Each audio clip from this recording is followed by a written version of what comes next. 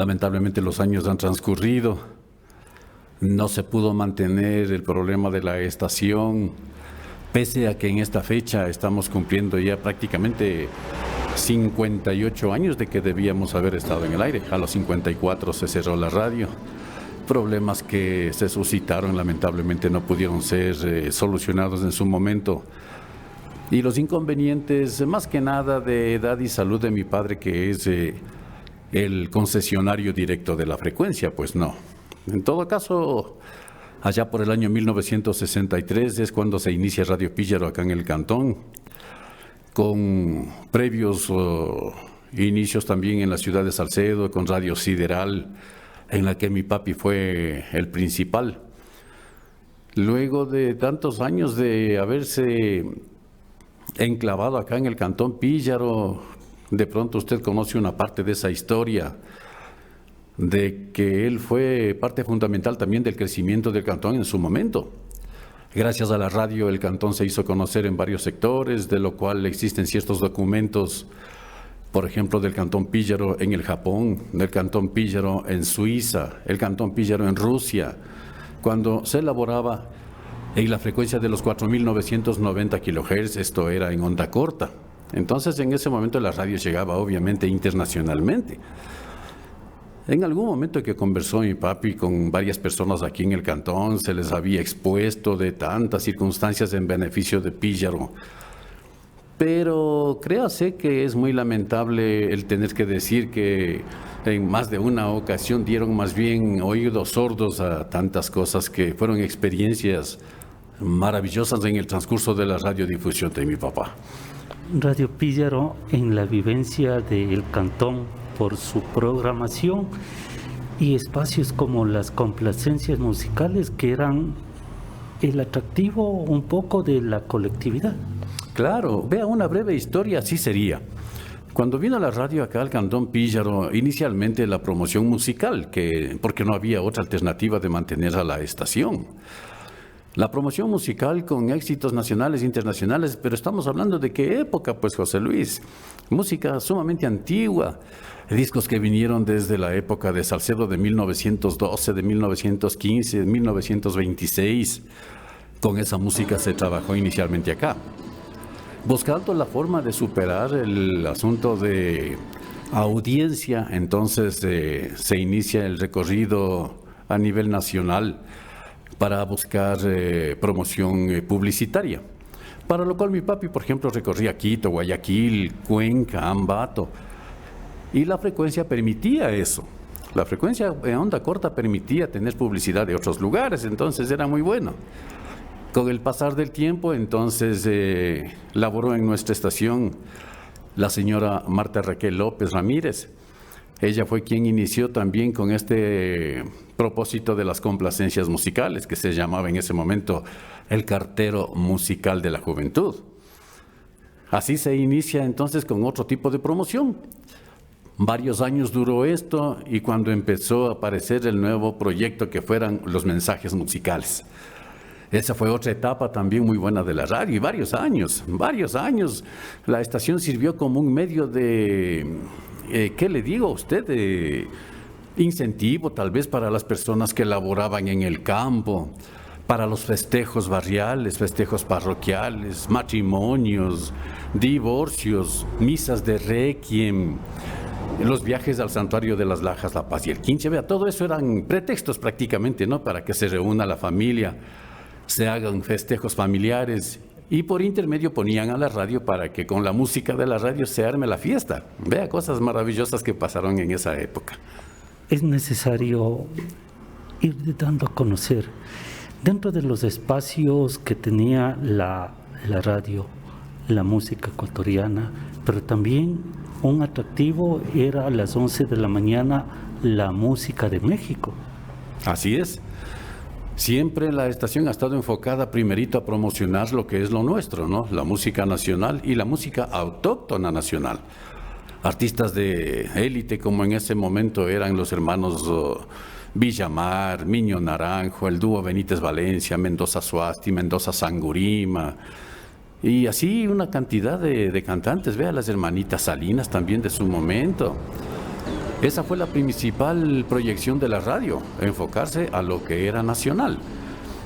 Con el pasar del tiempo se fue alternando con este tipo de música tropical, pero llegó un momento en el que mi papi sacó a relucir el hecho de que en algún momento en Salcedo había promocionado un poco de música mexicana.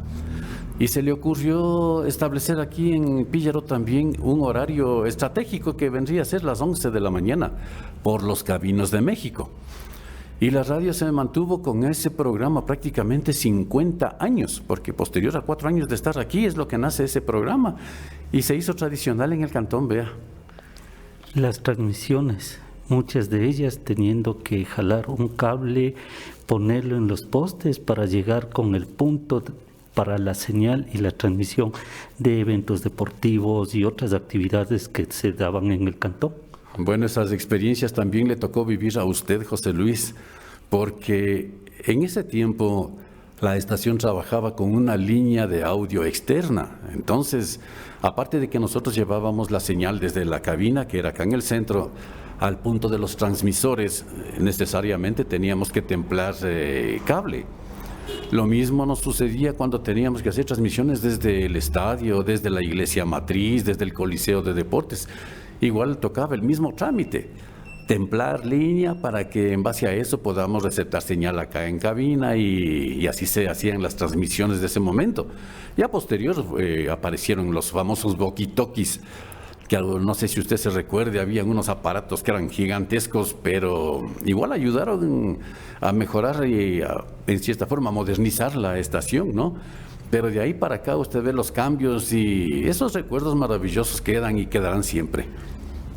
La estación, siendo partícipe también de momentos de política, momentos de compartir la inauguración de una obra, pero también de necesidades que tenía la gente a través de los espacios de noticias. Sí, en su momento también tuvimos la oportunidad de contar con varias personas que colaboraron con la estación. Eso permitió también cubrir actividades que eran beneficiosas y que valía la pena hacerle de conocimiento general. Varias obras que se desarrollaron acá en el Cantón Píllaro, obras que inclusive en la actualidad todavía prestan servicio. Vea el caso del canal de riego, que el Coliseo de Deportes, el mejoramiento del estadio. En actividad deportiva, tanto usted como Milton Hernán Rivera, Juanito Moreira, vea grandes amigos que quedan todavía en la memoria y que permitieron dar a conocer esas actividades. Ustedes se encargaban de ese tipo de trabajo. Y mi papi aún recuerda, cuando llega su momento de nostalgia, aún dice, me acuerdo cuando hacíamos ciertas actividades, José Luis Viera nos ayudaba, Milton Rivera nos ayudaba, Juanito Moreira nos ayudaba, y así tantas personas, y muchos de los que colaboraron con la radio ahora desgraciadamente ya no están con nosotros, han partido. Pero igual quedan recuerdos también de ellos en ese tipo de actividades. Faltó tiempo tal vez, José Luis, para modernizar a la estación como hubiésemos querido y todavía publicitar más actividades nuestras. Es necesario ir puntualizando. Un medio de comunicación siempre va a ser ese nexo entre la necesidad de la ciudadanía y el escuchar de la autoridad. Buscar la posibilidad de unir esos nexos y sacar beneficios en obras, en desarrollo del cantón. Siempre ha sido positivo ese tipo de actividad. O sea, la radio siempre estuvo enmarcada en esos hechos, José Luis, de primero investigar en el campo. Por ejemplo, en su época mi padre salía a hacer sus recorridos, de lo cual obtuvo grandes amistades. Conocer ciertas necesidades, dar a conocer a la municipalidad, en esa época presidentes del consejo, ¿se acuerda? Así se les nominaba. Conversaba con, recuerdo yo, Rómulo Álvarez, por ejemplo, una gran persona. Hacían ideas, cruzaban ideas para ciertos actos que se deberían desarrollar, pero siempre tomando en cuenta el hecho de que no vaya a salir perjudicada la población a donde se querían enfocar. Por eso se sacaba o se analizaba primerito a los sectores. Se veía la posibilidad de contactar a la población, a los dirigentes, a ver si hay o no la posibilidad. Muchos de los casos recibiendo negativas. Pero la idea de que la radio sea un punto estratégico para llegar a mayorizar, ¿cómo le digo? A mejorar, pues más vale, a mejorar los puntos de vivienda de varios sectores rurales a menos apartados. Vea, la radio ha sido siempre un intermediario mayoritario. El municipio se ha valido de la estación muchas de las ocasiones para dar a conocer ciertos mensajes que quería que se ponga en conocimiento de pueblos bastante separados o alejados en los sectores rurales. En ese momento no teníamos ni siquiera las vías de comunicación adecuadas, pero se hizo, se trató al menos.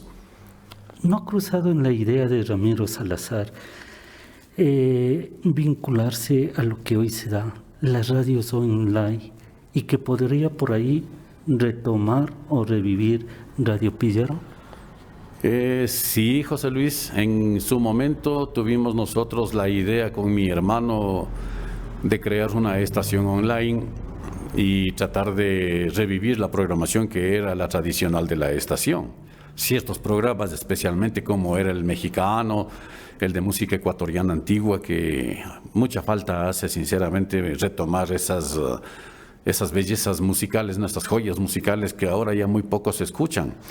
Se intentó, tratábamos por todos los medios, me di el tiempo para tratar de averiguar en algunos sectores la probabilidad de que puedan ellos aceptar una estación online, pero se presenta un inconveniente. El problema, José Luis, es que en los sectores rurales, en los sectores apartados, la gente de antaño, que es prácticamente la que gustaba de este tipo de programación, no están tan apegados a la nueva tecnología. Entonces, muchos de ellos, al comentarles de la posible creación de una radio online, primerito desconocían totalmente de la situación.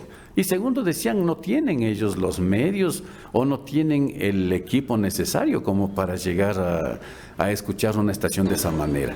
Así que desistimos de la idea, pero tenemos una probabilidad de crear todavía, ¿no? Todavía más bien un canal en YouTube habíamos inicialmente propuesto y no está descartada todavía esa posibilidad. Habiendo la probabilidad de que hay gente que aquí en el cantón le gusta la radiodifusión, gente que se preparó para eso, pero que lamentablemente no se les ha permitido adentrarse como corresponde. Un profesional de la comunicación debe estar dedicado a eso.